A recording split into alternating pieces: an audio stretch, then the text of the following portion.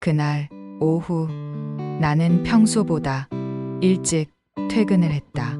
햇살은 따뜻했고 카페 유리창 너머로는 노란 은행잎이 흩날리고 있었다. 평범한 가을날 그저 커피 한 잔이 위로가 되어줄 것 같은 그런 오후였다. 그런데 그 사람이 있었다.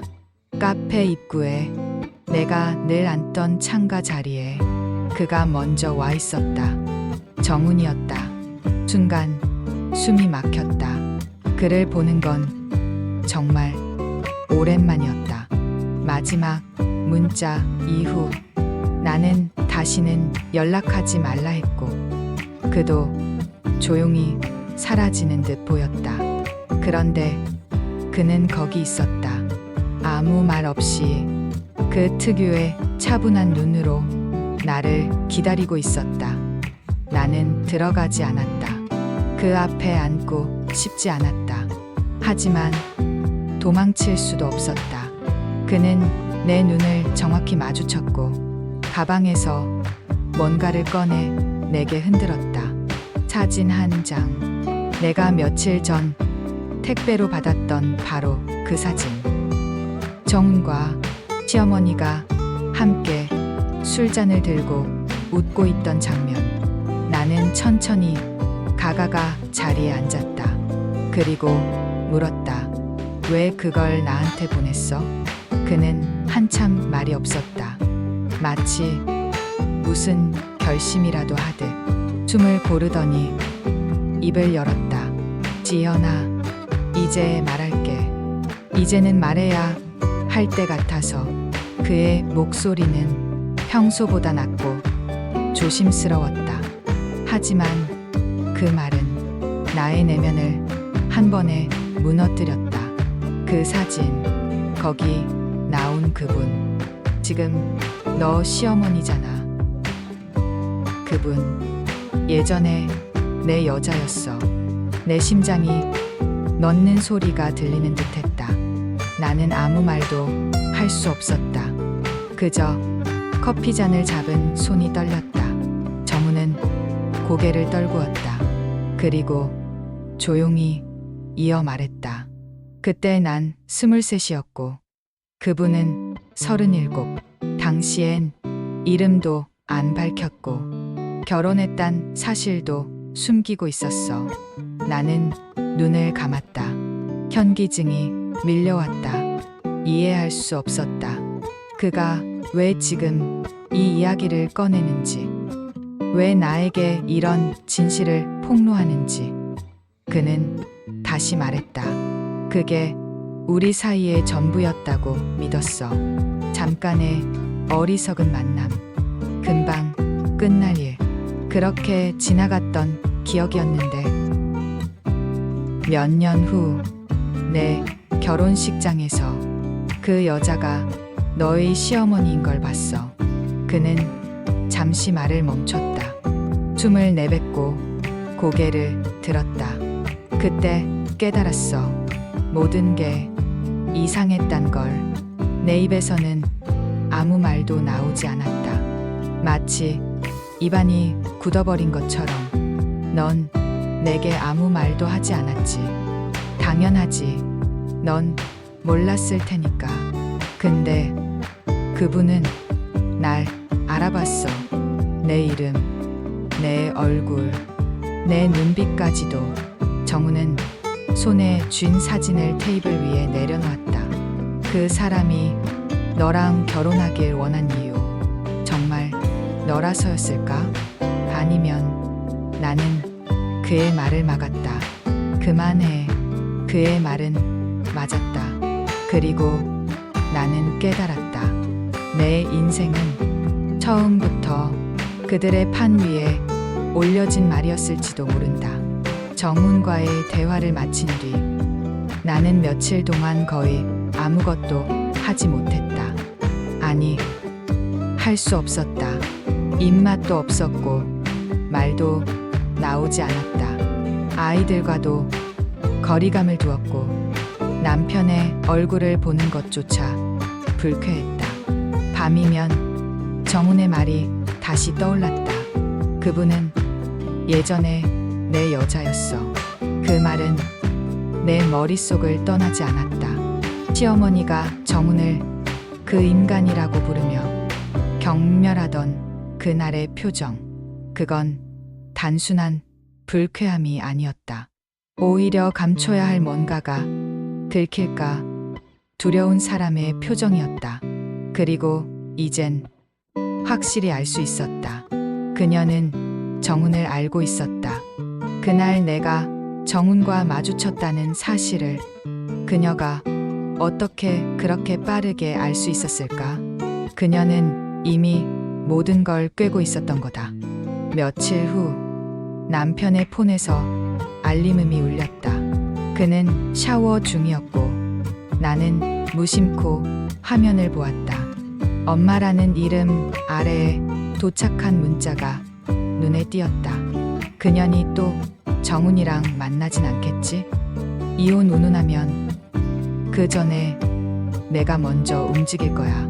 그 순간 손끝이 얼어붙는 느낌이었다. 나는 침착하게 메시지를 더 열어봤다. 그녀는 매일같이 남편에게 정훈 이야기를 하고 있었고 심지어 정훈에 대한 정보를 추적하고 있었다. 그놈 지금 어디 다니는지 알아봤어. 아직도 근처에서 일하더라.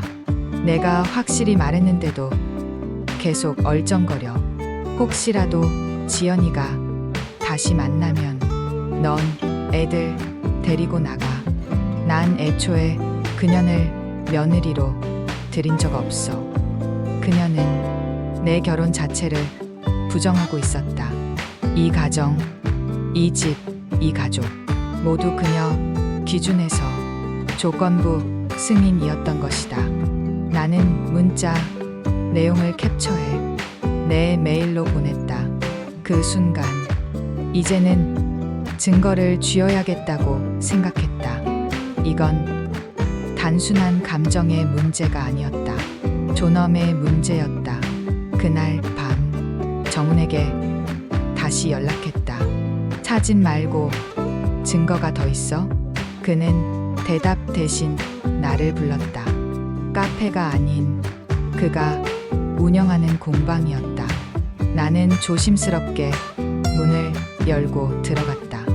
그는 내게 오래된 녹음기 하나를 건넸다. 이거 오래전에 가지고 있던 건데 정리하다가 찾았어.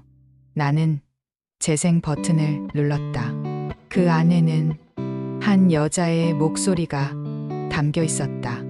나 이제 내 얼굴도 못 보겠어. 나한텐 가족이 있어. 애도 있고 남편도 있고 너랑 있으면 무서워. 근데 왜 계속 만나요? 나도 그랬으니까. 너한테 마음이 있었으니까. 그 목소리는 분명했다. 낯설지 않았다. 그리고 나는 눈물이 쏟아지는 걸 참을 수 없었다. 시어머니의 젊은 시절 목소리. 거기엔 분명히 감정이 있었다. 그리고 죄책감도 있었다. 나는 더는 피할 수 없었다. 이제는 마주해야 했다. 시어머니와 이 결혼과 이 집안이 만든 거짓된 서사 전체를. 며칠 후 나는 아이들을 친정에 보낸 뒤 시어머니 집을 직접 찾아갔다. 그녀는 놀랐다. 예고 없이 찾아온 나를 보고 눈썹을 찌푸리며 말했다. 무슨 일로 왔니? 할 얘기가 있어서요. 어머님하고 둘이. 그녀는 말을 아꼈지만 결국 날 안으로 들였다. 나는 소파에 앉으며 핸드폰을 꺼내 녹음기를 틀었다. 시어머니의 과거 음성이 울려 퍼졌다. 그녀는 손에 쥐고 있던 찻잔을 떨어뜨렸다. 나는 천천히 그녀를 바라보며 말했다. 이제 그만하시죠. 어머님. 거실에 정적이 흘렀다. 내가 틀어둔 녹음기에서는 젊은 시절 시어머니의 목소리가 또렷이 흘러나오고 있었다. 나한텐 가족이 있어. 애도 있고 남편도 있고 너랑 있으면 무서워. 시어머니는 굳은 얼굴로 그 소리를 듣고 있었다. 찻잔은 이미 바닥에 떨어져 산산이 깨져 있었고 손은 미세하게 떨리고 있었다. 나는 그녀의 눈을 똑바로 바라보았다. 처음이었다. 결혼 후 처음으로 내가 그 사람보다 위에 있다고 느낀 순간이었다. 이제 아셨어요? 제가 뭘 알고 있는지. 시어머니는 끝내 말을 잇지 못했다. 처음엔 아무 말도 없었다. 하지만 한참 후 그녀는 입을 열었다. 언제부터 알았니? 그날 그 사진 받았을 때요. 그리고 그 사람 입으로 들었어요. 그녀는 숨을 들이켰다. 그리고 다시 내게 다가와 앉았다. 평소 같았으면 냉소를 담았을 그 얼굴엔 어디서도 본 적 없는 표정이 담겨 있었다. 피로함, 후회, 두려움, 그리고 조금의 인정. 젊었을 때 미쳐 있었지. 미쳤단 말 말고 더 솔직한 말 없으세요? 그녀는 내 시선을 피했다. 나는 그 애한테 마음이 있었어. 근데 그게 사랑인지 도피인지도 모르겠더라. 결국 겁이 나서 끝냈고 몇 년 후 너랑 결혼한다고 했을 때 처음엔 세상이 무너지는 줄 알았어. 나는 미소를 지었다. 조소에 가까운 미소였다. 그럼 왜 결혼을 반대하지 않으셨어요? 말하면 내가 어떤 사람이 되는 줄 알아? 시댁이, 시어머니가 며느리 남자랑 옛날에 관계가 있었다고 하면 어떻게 되는 줄 아냐고. 그녀는 목소리를 높였지만 그건 방어였다. 그녀도 알고 있었다. 이건 변명이 되지 못한다는 걸. 그래서 입을 다물고 그 대신 절 감시하고 견제하고 감정적으로 짓밟으신 거예요? 그녀는 대답하지 않았다. 나는 조용히 녹음기를 껐다. 그리고 말했다. 저 이제 이 결혼 못하겠어요. 지연아, 저한테 왜 이런 결혼이 주어졌는지 이제 알겠어요. 당신 아들이 어떤 사람인지도. 그리고 어머님이 정말 저를 한 번도 며느리로 받아들이지 않았다는 것도. 나는 가방에서 변호사 명함이 붙은 이혼 서류 초안을 꺼내 테이블에 내려놓았다. 남편한텐 제가 직접 얘기할게요. 하지만 어머님, 이번엔 당신이 도망칠 차례는 아니에요. 당신도 마주해야 해요.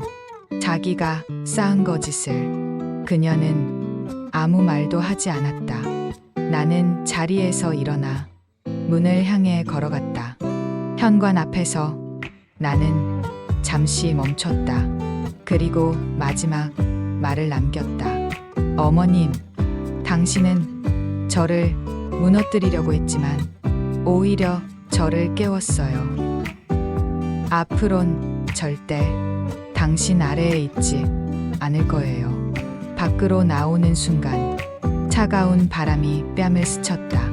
그 바람이 이렇게 시원하게 느껴질 줄은 몰랐다. 나는 긴 숨을 들이쉬었다. 그리고 처음으로 내가 자유로워졌다는 걸 느꼈다. 그날 밤 남편에게 모든 걸 말했다. 정훈과의 관계, 시어머니의 과거, 그리고 내가 더는 이 결혼을 유지할 수 없는 이유. 그는 여전히 말이 없었다. 하지만 이번엔 그 침묵이 나를 지배하지 않았다. 나는 더 이상 그들의 희생양이 아니었다. 나는 나였다. 사람들은 말한다. 모든 결혼엔 사연이 있다고. 하지만 내 결혼엔 사연이 아니라 함정이 있었다. 그리고 이제 나는 그 함정을 빠져나온다. 나를 묶은 모든 것에서 벗어나기 위해.